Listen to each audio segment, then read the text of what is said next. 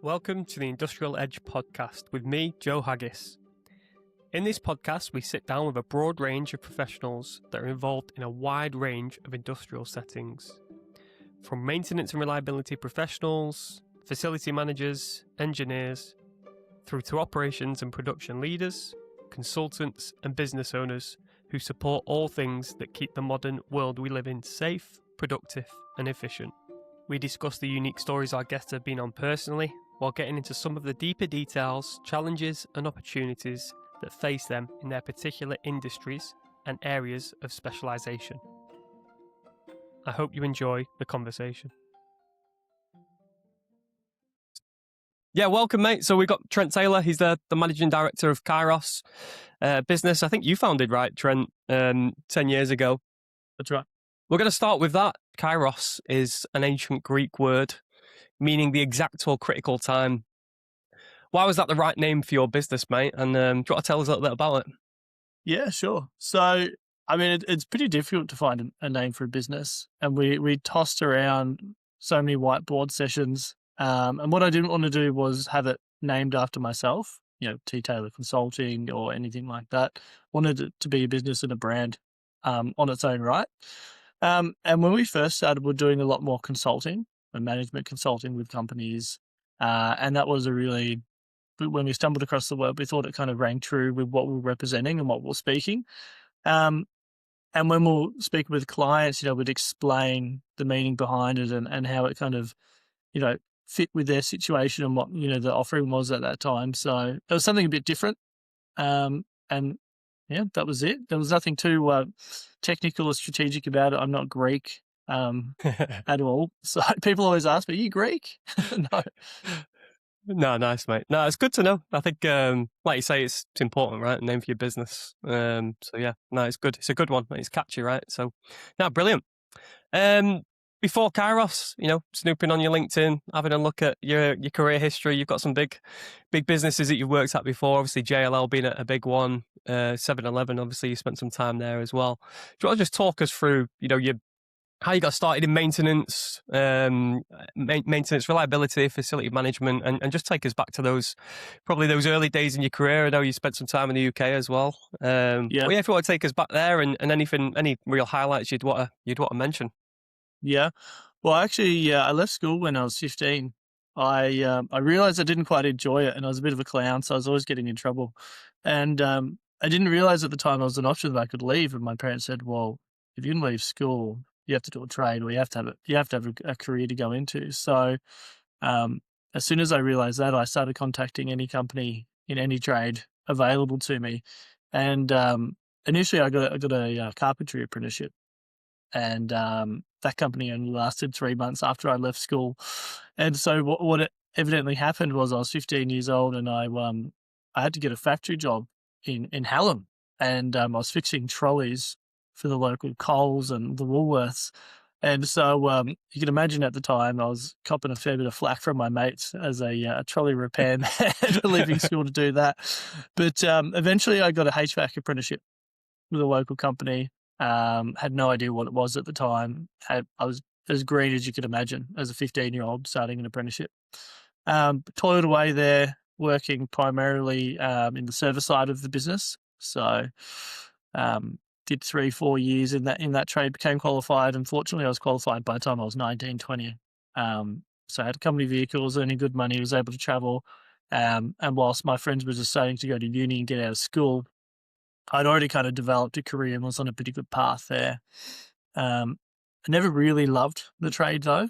It was just something I did because I had to do it because I left school. I kept at it. It was a good ticket to go over the UK. I was fortunate there I got connected with someone who was an ex-Victorian and worked at the Royal Academy of Arts in London. So I was the on-site HVAC technician there with a group of other guys, which was pretty interesting because it's all about the art and the pretension and the humidity and critical environments there, which I hadn't had exposure to. And that was pretty interesting. I was fortunate to then be supervisor there of the team, moved on. Outside of that, though, the time in the UK was largely just drinking and partying and traveling as much of Europe as possible. Yeah, nice. So when I returned, I had an opportunity to either go into controls technician with Johnson Controls, or move into facilities management. Um, Again, at the time, my parents just thought you can't change career now. You know you've got this great opportunity. You're on a good path, and so I chose facilities management, which was at 7-Eleven. You know, I took a massive pay cut, and again had absolutely no idea what I was doing. I was pretty green on using computers and emails and calendar invites, and probably had a bit of the trade mentality still, which didn't quite blend well in the office Yeah. initially. Yeah. So there was a bit of baptism by fire with kind of learning the correct way of, I guess, conducting yourself in the office. But that was a good job. You know, I was responsible for all the HVAC and all the maintenance services nationally. So at that time, I think there was around 600 stores. Yeah. Well. And that was really my first, contractor management, contractor relationship role that I had. And at the time, 7-Eleven as a business were really successful. I think they still are successful. You know, they made a lot of money, and they looked after people really well. So I did a lot of training courses, given a lot of opportunities to present the senior management and the ideas we thought, heard out. Um, so I was there for 3.5, 4 years. Then they outsourced the FM. I helped with that transition process. It was interesting in itself. And I had the opportunity to move over to Rialto. So building operations manager there with JLL. Nice. That was going through a transition at the time. They were doing the full redevelopment, which was pretty exciting. But after a year there, I kind of just realized that I was not really cut out for working for people. I just get frustrated and kind of hamstrung, and probably a bit naive at the time. I was 27 when we started the business, and I just thought, well, I'm just going to do it. And I was supposed to save some more money up. I'd agreed with my partner at the time that, I'll save another 12 months, put some more money aside. And then I think within 2 weeks, I just said, I'm not doing it. We just cracked this shit. So we said, let's just do it now. And that's what led to starting Kairos.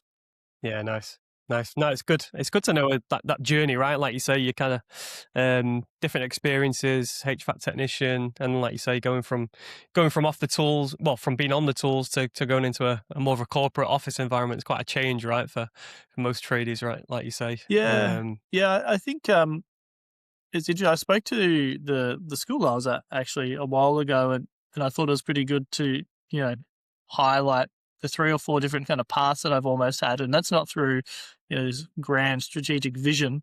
It was more so just the opportunities keep presenting every, 2, 3, 4 years. You just keep to take the next path. And this has been a natural progression from there, from 15 nice. now to, the last 12, 13 years of working. No, brilliant. No, it's good. Good to get your backstory and your journey, right? Like you say, leaving school early, right? 15. That's pretty young in Australia, right? For us in the UK, maybe, or people in the UK. That's 16 is pretty normal. But yeah, to go on and get your trade before you were I think 19, it's pretty impressive. pretty much as early as you could do it. I'm fairly certain. Yeah, so nice. I still went to schoolies though. But It seems to be dying a death these days, maybe. Yeah, that's right. You can't get away with what we used to do now. Yeah, absolutely. No, awesome, man. No, good, really good backstory and your journey so far. So talk us through, like you say, you kind of got started with Kairos. Like you say, you were trying to save some funds up. Talk us through those early few months or even years. Like, how challenges is that to start your own business, especially in a quite a niche area, right? Like you say, obviously I know you specialize now in some more asset data capture. Talk us through, you mentioned as well, more consulting that you started with, and it sounds like you've evolved into really nailing down into asset capture. So talk us through maybe those early few months and years. I'm sure you've had some highs and lows. Talk us through maybe some of the highlights and lowlights maybe of that sort of first couple of years there. Yeah, I was quite fortunate that as soon as I started, I actually got contacted to do a big project for 7-Eleven. Nice. And I was just the auditor at the time, and that was data capture. And that was even before I really knew data capture, and the whole industry was a thing around asset management. And so whilst it was a relatively small engagement in today's terms, it was massive for me at the time. It was 3 or 4 months of work. And week one, got a project, 7-Eleven, all of Victoria auditing. And that kind of just gave me a little nest egg and kind of set me up. And so I was quite fortunate that immediately off the back of that, my business partner said, "Oh, come to a coffee. I'm catching up with a colleague who I know," and we just sat with them, and they were a large maintenance provider at the time, and they said, "Oh, can you guys do some condition audits?" And obviously, I just said yes, and said yes to everything in the early days, and that eventually came into a contract that we have and still have to this day, and that contract's has lasted 9 years. But in the early years, I would just we were doing everything. At one point, I was selling water filters as a consultant for a company. Um, I was redesigning front pages of fee proposals. I was doing a lot of specification, um, tender writing and responses. We're kind of just doing anything and everything. We're just throwing it everywhere. Um, and so we probably did that for maybe 12 to 18 months. And that was after we started to really recognize the opportunities around the condition auditing, the data capture, the whole asset management space. And we started to identify the opportunity in the market. And the people we were working with were really appreciating the information we were giving them compared to what they had on hand. And that's when we really just diverted all attention and efforts into focusing on that stream. Yeah, nice. So we were quite lucky that we did get some blue chip clients really early on. And I always say that almost forced us to elevate to a certain level of delivery and systems and processes that they would accept. And that again was just by fortune, just by being there, the pathway presented itself. We took it. And like I said, that has been a client for the last 9 years now. And we do all their auditing for them. No, brilliant. That's good to know. And like you say, like hearing about you selling water filters. I didn't sell a single filter, by the way. Yeah, nice. But hey, you got to do what you got to do to keep going, right? So, like you say, in the early days, it's interesting to hear. In terms of let's move it up to speak specifically again. Your business again very much focusing on asset data capture. So going into asset data capture, like I say, really going deep into that topic, right? That's how we met, right? I at the time I was working for Amazon, reached out to you, and then at the time we were doing, as you well know, we were doing some facility management tendering, and there was a whole project ongoing worldwide actually within Amazon around improving asset data capture. I know we didn't get quite to work together, and I left Amazon pretty shortly after. But speak to us specifically around asset data capture, and from my perspective, asset data, I always think, if you don't know the asset exists, you don't know the condition of it, or you don't have a very good asset history, or not even a history, but the actual capture of it, and good hierarchies, it becomes really hard to start applying, maintenance schedules. You don't know, you can't maintain what you don't know exists almost, right? What you've not captured is the way I always kind of look at it. In your experiences as well, right? I'm sure you've seen some pretty poor asset data registers and some good ones as well. Talk us through maybe what good looks like from an asset data perspective, and obviously your business focuses in on that. You do a lot around condition auditing as well. But what does good look like from in a business that's got good asset data? Yeah. Well, I guess I'll first start by saying it's no longer a surprise when we go into a large multinational corporation and realize they have no data. They have no understanding of what they have, or blue chip companies. But it's more common than less common that these businesses have no idea what they have from an asset perspective. And so they just keep rolling over what they've done previously and kind of hoping that nothing bad happens. And I think previously that wasn't so bad when the economy was a lot stronger. Everyone had more money, spend it, doesn't matter, we're all making money, leases are high, it's great times. And the last probably 3 or 4 years, there's been a bit of a compression on that, and capital's more expensive. So there's an inward look of what do we actually have and what's our obligation. So I think it's pretty good to point out that the fact that most businesses are struggling in this space still to this day. But in terms of what good looks like, I mean, it's having consistent data that's you can rely on. It's got to be complete. And by that, I mean it's consistently following a convention. It can be any convention. Some people want to follow Uniclass or OmniClass. VBiz is really popular in Australia. You can make up your own naming convention. It really actually has no bearing whatsoever outside of it being consistent. So the number one thing is you have a hierarchy that's consistent, and it is granular enough to give you the information you need. A lot of businesses do it the reverse. They just say, let's get the data, and then let's figure out once we have the data. But in reality, you should actually look at what's the end result and how are you going to use the data. Is it for maintenance planning? Is it capital planning? Is it strategic decision making on whether or not we retain a property, whether we invest? Is it for mergers and acquisitions? Whatever it might be, insurance. So you're going to look at how the data is intended to be used and by what stakeholders, which will dictate how much data you capture and how you treat the data, because it will change. And one of the big barriers to entry to data capture is the cost of data acquisition, because it is labor going to site to tag, to get the technical metadata and all this information. So if you don't have to do certain tasks, then don't do it, because it's going to mean you're going to get the data you need at a more cost-effective rate. So it's following convention, knowing the data is intended to be used, and then obviously when the data capture process is undertaken, it's having a really strong QA process. And so obviously you expect your consultant to do that if you're engaged an external consultant, someone like us. But internally, as a business, someone has to own that project as well. You can't just give it to a consultant and say, have at it. Thank you. I'll see you in 14 weeks and I'll have my data and off I go. Because there will be something missed, or there'll be, stakeholder misalignment. So you've got to have that stakeholder alignment and buy-in from a business to ensure that what's coming in is going to align and work for you, work for your system, work for finance, operations, maintenance, etc. So they're probably like the core things. Mm-hmm. Think about what the data is going to do, align the data capture to that, make sure it's consistently done, and then have a buy-in and investment from the business itself where the data is going, because it's if you just let anybody run unchecked, things will drift naturally. Yeah. And just a couple of things you talked about there. I think really important, like you say, like how's the data going to be used ultimately, right? I think that's so important around.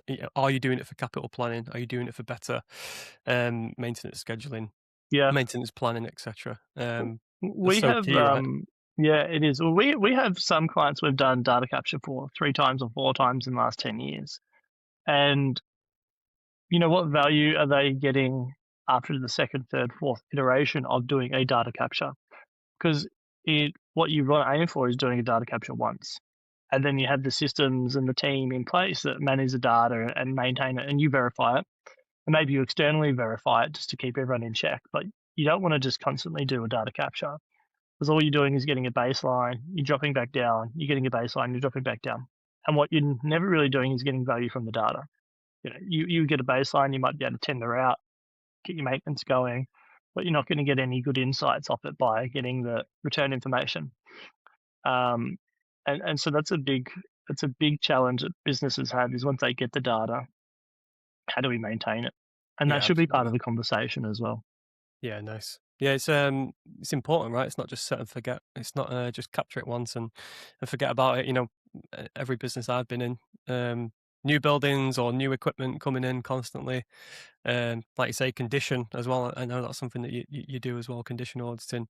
Condition changes over time, right? Of course. Coming back to like the first question around like good looks like, I think you outlining that, right? It's around capturing, getting a good baseline, but being clear on where you're going to use the data first and foremost. But again, making sure you're maintaining that database, keeping that up to date, right? Which is great. No, awesome. And then moving into like more condition assessments, right? Well, again, always try to think and speak to like what does good look like. I've seen you post a few times, around a 1 to 5 scale, not being as good as a 1 to 10 scale, which I find quite interesting. I think I'm saying that right, and capturing your thoughts on that. Talk us through condition assessments. How do you do one properly? Is that part of that asset data capture that, as you see it, in terms of capturing the condition? Talk us through the condition assessment side of things.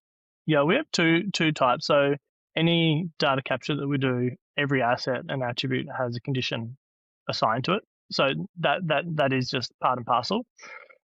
Externally to that, we do separate consulting where it's just a pure building condition audit where it's not an asset register as the output or a data capture. It's go out there, find the defects, find issues, and kind of present a report on that, a dilapidation or a pre-lease completion kind of inspection. So, but from an asset register, and I mean, the condition is the fundamental thing. So if there's no point having 100% data and then having inaccurate conditions or inaccurate metadata, because the condition is by and large, a lot of the time, the driving factor of remaining useful life, and that's how we do it.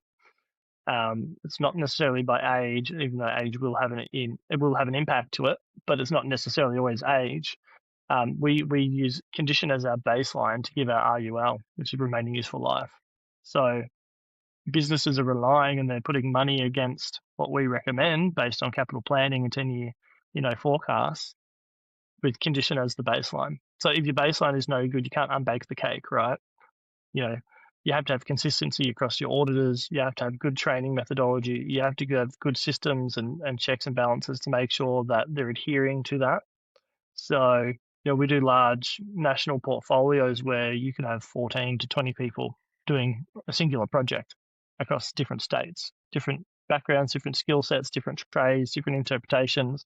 And so, our responsibility is to make sure that we align that and have it all kind of consistent as much as it can be. And so there's a lot of training, there's a lot of effort that goes into the mobilization.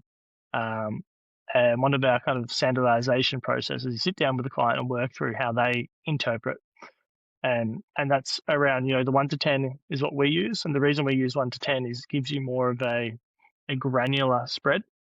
If you look at a lot of data sets, you'll see 1 to 5, and 85% of it's condition 3. Yeah, I was going to say that. And if everyone's like, "Oh, I don't know, I'm not sure. I don't want to upset the client by saying it's good or it's bad, so I'll go 3." You can never get in trouble. We're going the safe bet, right? It's like the government picking KPMG. You never get in trouble. And so that data is almost useless in a sense that you can't use it capital planning, because if you have, let's just say, 100 air handling units, all condition 3, all have the same baseline because they're all air handling units, they're all going to be, recommended for replacement 2034.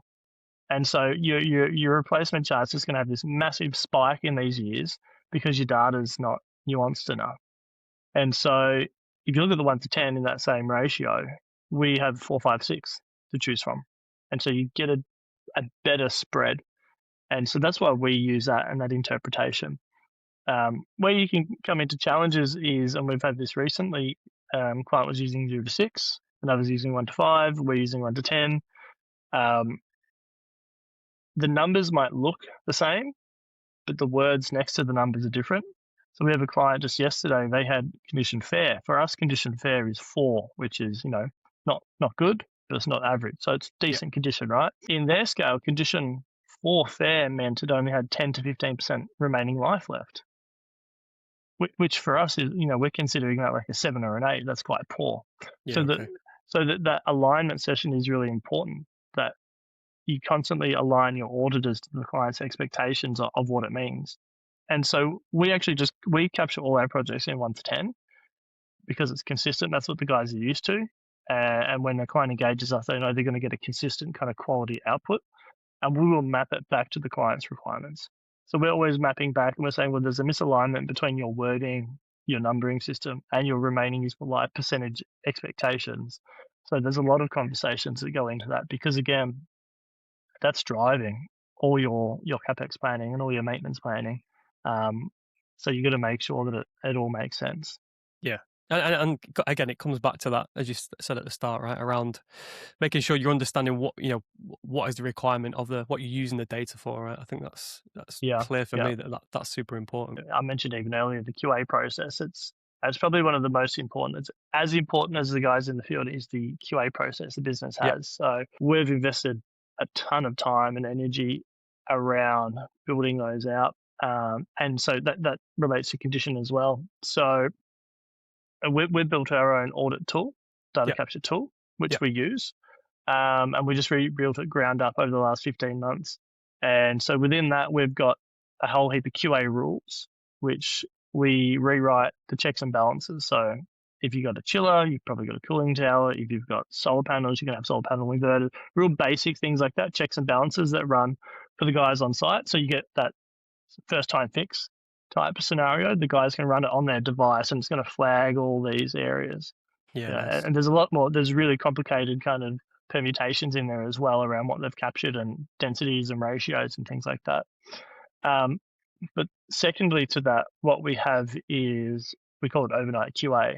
But basically, we've embedded AI into the app, and so overnight it opens up every single entry that we've done, and it looks at the images that have been taken. It looks at the metadata that's been captured by the guys, and it will cross-check that and it will reference to make sure it's correct.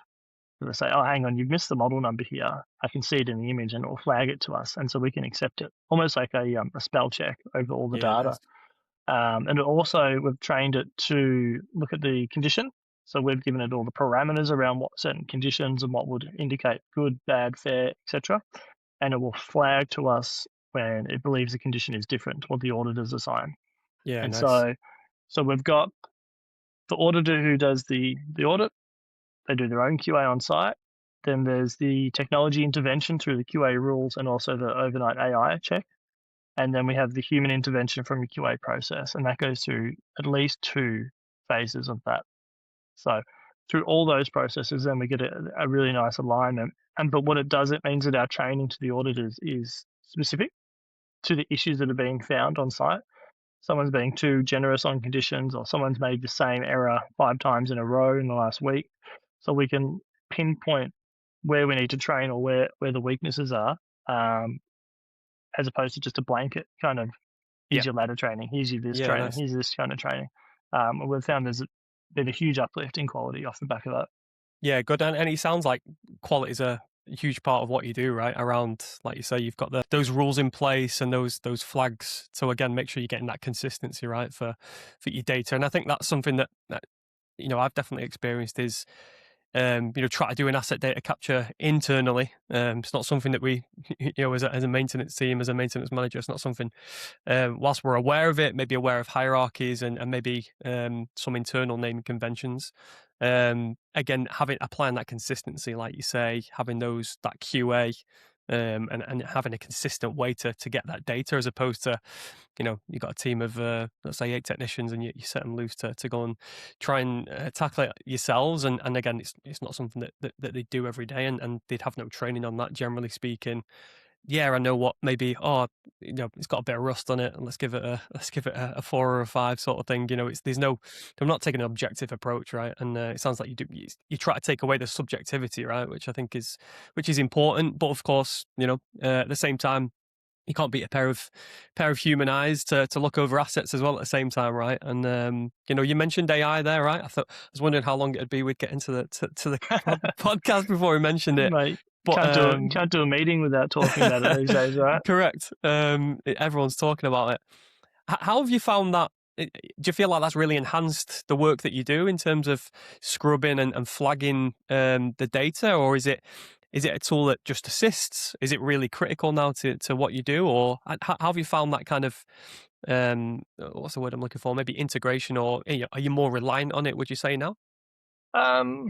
I mean, it's been pretty massive for the business, to be honest. Nice. And so, I just spoke about how we rebuilt our app from ground up again on all new infrastructure. So from a coding perspective, that's been huge. Um, I think it's the barrier to entry now to build things is significantly lower than it ever has been. So we always had the IP and the know-how, but previously you'd have to outsource to a consultant and pay hundreds of thousands of dollars, whereas now, we've got it all in-house with the developers and the team. So Yeah, nice. that's enabled us to have a smaller team to build quickly and be agile.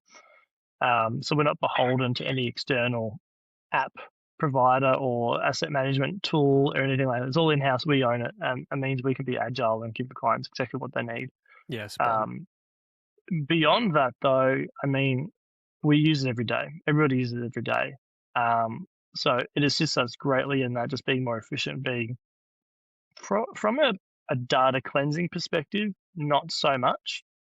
That's probably more, that's a logic thing that we've built in over time. It's more Mhm. logic and checks and general like fixed code as opposed to just throwing it into GPT for argument's sake and it comes out. It can do like small tasks like that semi well or okay at a surface level, but not at the volume in which we do. But from the overnight AI QA that we do, that's really important. That's really good. So what we've done is, we've built the framework in which we can plug and play any of the AIs and run multiple of them over the top. And because it moves so quickly, Yeah, absolutely. for a while there, we're just kind of watching it evolve. What do we do? What do we do? It's because as a business owner, it's We need to do do I do something, I but invest money now? Like, am I yeah. going to miss out? Is the business going to end tomorrow? Doom and gloom. I feel like it's like waiting for the skipping rope at school. When do I jump in? Um, and it, and we didn't make a distinct decision to do it. It was a natural progression. Also, we do it a lot. Helps with tender writing and everything around that, and responses, and Yeah, everything's cleaner, a bit crisper.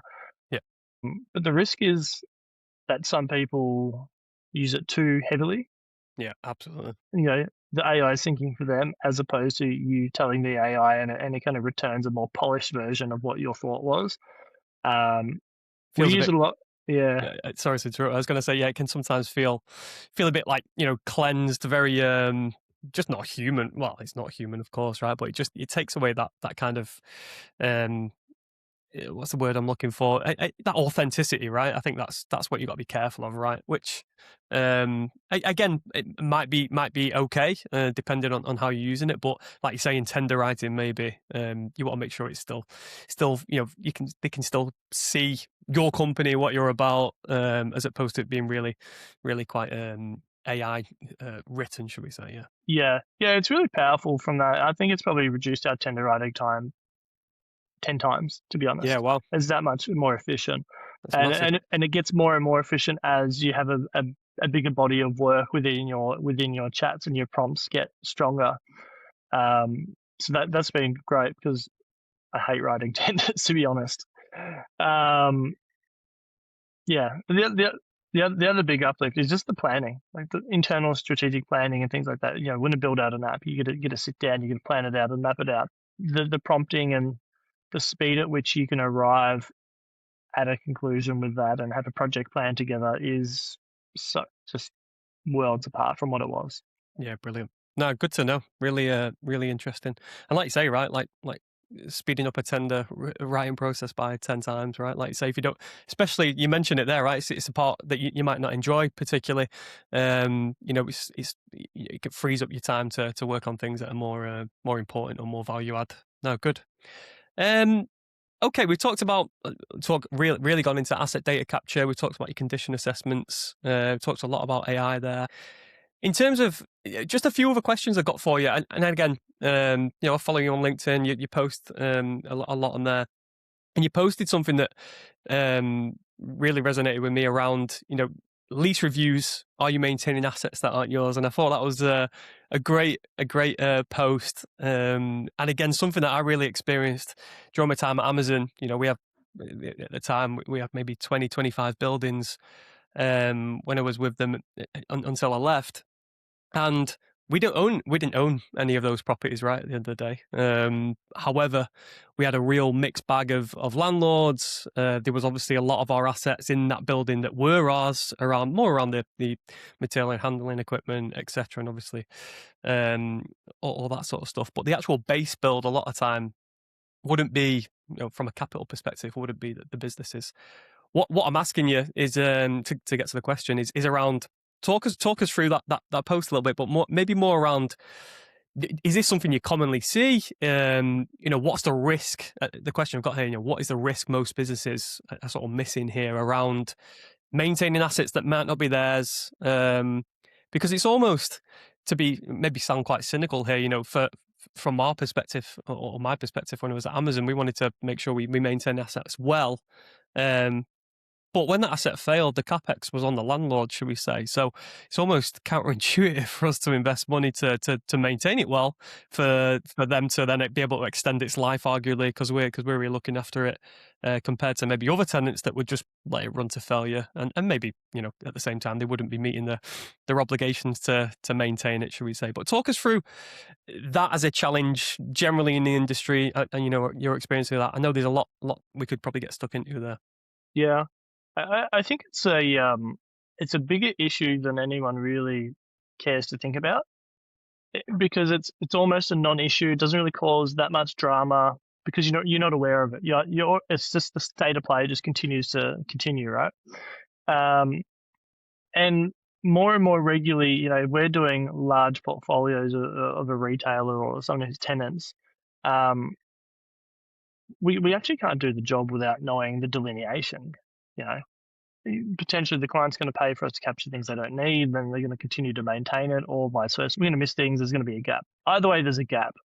And so previously, we would just go out and do best endeavors based on what our client has told us. But more recently, we've been a lot stronger in just saying, well, we need to know what is going on with your lease. And evidently, I'd say almost no business has a very good understanding of all their lease obligations across 50, 100 properties, right? Yeah. And it's difficult because the leases are being executed over a period of 10, 20 years. There's iterations, there's there's Negotiations, right? COVID, there's this, one property manager did this, they signed it off, and they've got a Yep. little, sticky note somewhere, and another property manager did another thing, and they've left the business. So the bigger the business, the longer it's operated, the more convoluted all the leasing agreements can be, and they're never in a like form. You'll have a picture of a document, you'll have a scanning of a document, you'll have an email of something, so you got to do this big kind of fact-finding mission. And it's not sexy, but it's effective, and it's not difficult either. By the way, it's a little bit laborious because AI can do a little bit of it. You can scrape some of it, but because the form that all the documentation come back to you, email, picture, all this type of thing, it can't work effectively. And being a legal document, you don't want to rely on it too heavily in case it does miss something. So we just go through, we compile all that. We get someone in the team to go through every single lease and identify all the obligations from a maintenance perspective, from a make good, from an insurance, anything and everything that impacts the tenants and the landlord. And lo and behold, there's always something in there that they were unaware of that, they get a net gain out of, either stopping maintenance or realizing that the landlord is responsible for the capex or whatever it might look like. I'm sure every business is paying money somewhere they don't need to do, because it's not an ongoing immediate pain. It's something that's not considered. Yeah, absolutely. Yeah, it's complex, right? I have visions of the spreadsheet we had at Amazon, and what was the landlord, what was ours, and we had all the sites and all the different. It was quite a high level sort of matrix, but it, yeah, it makes me maybe glitch a little bit thinking back to that spreadsheet and how messy it was. And it is challenging, right? It is difficult. But like you say, right, there's plenty of money that's being left on the table of tenants a lot of the time, and as opposed to the landlords are probably generally pretty happy a lot of the time, I think, on that side of things. But doing things that obligations that they may be taking and capturing that aren't theirs, or things happen. The HVAC keeps failing. By the time you've sort of flagged it with a landlord, you've got from my perspective, it was always an industrial sort of setting with people that were frustrated. It's the summer, so people start just taking action, right, and doing things as opposed to starting to plan. And again, coming back to asset data, knowing what's yours, what isn't, good asset data, condition of assets. If you've not got a good understanding of that, and you have these, you get a lot of surprises, right, when when things fail ultimately. So you eventually get unstuck. Absolutely, and you end up in a reactive cycle, right? And again, that's why asset data is so important to being proactive, focusing on looking ahead, right? Which is good. A few more questions just to start wrapping up. I've got here, what's the most memorable story from your career, or maybe your time at Kairos? Like I say, I'm sure you've had some ups and some downs. What's the most memorable story from your career that still sticks with you? Ooh. The juicier, the better, if possible. Oh, the juicy ones might have to be an offline conversation, to be honest. I mean, probably the highlight of the business was delivering the AgFarmer project, which is the Cross Government Facilities Management Agreement in SA. So it's the whole of SA government body and entities. Um, and we delivered, I think it was over 4.5 million square meters of complex properties, from hospitals to courthouses to police stations to commercial offices. And we did that during COVID. So I wasn't allowed to go to Adelaide. And so we hired 32 people in SA, all local, 24 auditors, 4 QAs, 4 PMs, all remote.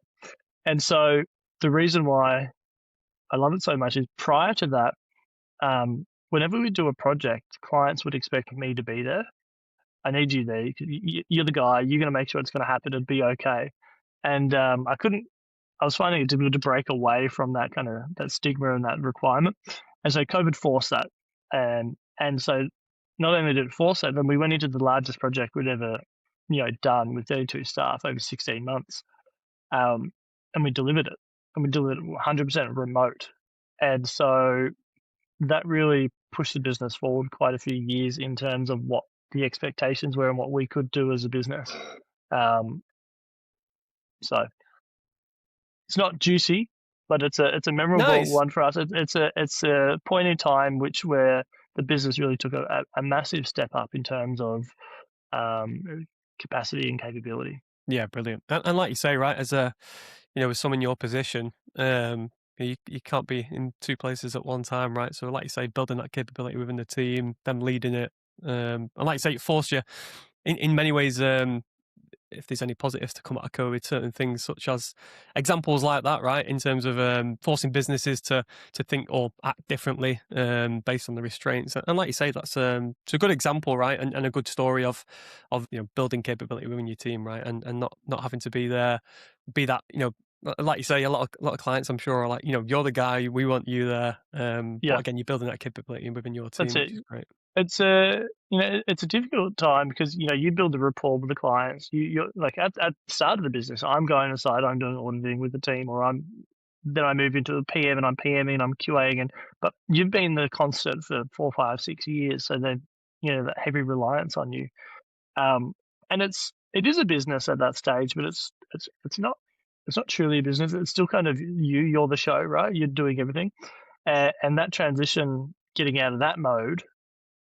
And I think the longer you're in that mode, the harder it is to get out, the more people become reliant on you. And I think the more you believe that you can't get out of it because you can't drop the quality, you can't let them down. So that for me was that integral kind of pivot, where now it's a business and there's people that do the roles and manage things. And, my day to day now is far less operational than it ever has been. It's more strategic and working with clients and things like that. So it's seen significant kind of change and shifts into a proper operating business, as opposed to Trent the Yeah, consultant. working Yeah, that's working right. on the business instead of in the business, Yeah, right? Which is important. And yeah. I've not wrote this one down, but when I think you've got a big team, talk about what's your biggest leadership sort of. I'm sure you've developed massively as a leader over the past 10 years. What's the biggest sort of thing that sticks with you, or maybe your sort of approach towards leadership, or something that you've really learned around leading the team during your time? How have you developed as a leader? Uh, I think probably my biggest strength in that is just leading from the front. Like showing up, working, getting there, being a trade background, right? You always been hands on. You always been in it, up early, on site. And then even when I was in that consulting phase of the business, on site with the guys, the guys, I think they respect that you have the technical knowledge, you're on site with them, you kind of in the trenches. And even now in the office, I'll first in, always working. And I think that's important for them to see. You're not expecting them to do anything that you're not willing to do as well. So I'm still willing to jump into a data set and QA data, or whatever the task might be if it's a menial task. Um, I'd say that's probably my more of a bullet a gate. Just keep going as fast as you can. No, you're spot on. I think, like you say, like visible leadership, leading from the front, getting stuck in, and you know, as you mentioned, right, as your business has evolved and grown over time, you know, you can't always be there, as you mentioned in this with that story, leading, not shying away from getting stuck in every now and again, and getting into some of the tasks, right, Got to and roll the again. sleeves up. Yeah, absolutely. But again, that gives you a good, you know, it keeps you connected and grounded of what your business is about, right? Which is important at the same time. You're not disconnected away from it. So yeah, it's good example. What's next for Kairos and for you personally, right? You've built this fantastic business over 10 years. We've talked about some of the things that are coming with AI, you know, asset data capture, condition auditing. You know, what's next for the business when you look out at through the front windscreen. Mhm. You know, what do you see ahead, and you know, where are your ambitions to take the business next? Yeah, I think the last probably 4 years we've seen massive growth in terms of not from just a revenue perspective, but from I guess an appreciation and a market understanding of who we are and what we are. So I think that's going to continue to grow significantly, um, the business and the brand. Um, for in terms of data capture, the service lines and service offering will, I think, remain largely the same. But I see us becoming the main provider within Australia. I already consider ourselves one of the largest and one of the best in terms of the field. Um, but basically, being the business that as soon as someone wants to do a data capture condition on it, we're front of mind, and we're the business they call, being that kind of industry leader in the space. Um, Technology, we've got a lot of exciting things coming out in the next 6 to 12 months from a technology perspective. We're investing heavily from that. Obviously, I think data capture will change and evolve in the coming few years in terms of how it's acquired, and it will become less labor intensive and more technology focused. So definitely there will be a shift there. So we're preparing for that shift over the coming 3, 4, 5 years.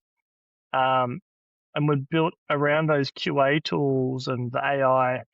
We're going to make those things commercially available to other clients to give them the tools to manage their own data better, to avoid having to have the 4 iterations of data capture. So we're taking all our IP, we're putting it into software and tools that businesses can use, from data management, data capture. So we'll allow them to use our data capture tool, all our QA tools. And then from like a CapEx planning perspective as well, a lot of clients get data and they don't know how to use it from that perspective. So making really easy to use interfaces and CapEx flow tools all the way to helping them to get business cases up and running. So there's a lot of exciting things coming out with that this year. So evolution, bigger, better. Yeah, nice.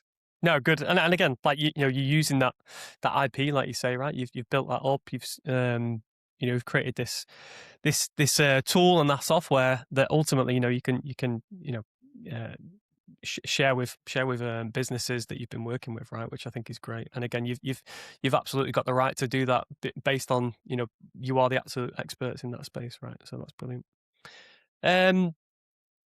Last question. I know we're getting to time. Who should we get on the podcast? Any recommendations next? This is, again, I appreciate you being the first one straight off the block, mate. Any recommendations of who should get on next at all? Anyone that you would recommend? Probably, I think you should talk to Shane Scriven. Yeah, okay. Do you know Yeah. Shane? I think I follow him on LinkedIn. SAS Asset Management, I think he is, right? That's him. Yep. So Yep. Shane and I work together. He has a consulting company, similar asset management. He does different space, but still within the asset management. So we partner together on some projects. And he's got a really broad knowledge and deep knowledge of AI and technology as well. So I think you'll have a good conversation with him. Yeah, brilliant. I'll note that down. I'll reach out to him. Mate, we've got to the end. We had a few technology glitches along the way, but been a brilliant conversation. My absolute pleasure and privilege to have you on. Thank you again for being one of the first ones. But yeah, it's been great speaking to you, and yeah, wish you all the best, and we'll be in touch. Beauty. Thanks, mate. Look forward to seeing it. Awesome. Bye Have bye. a good day, mate. Take care.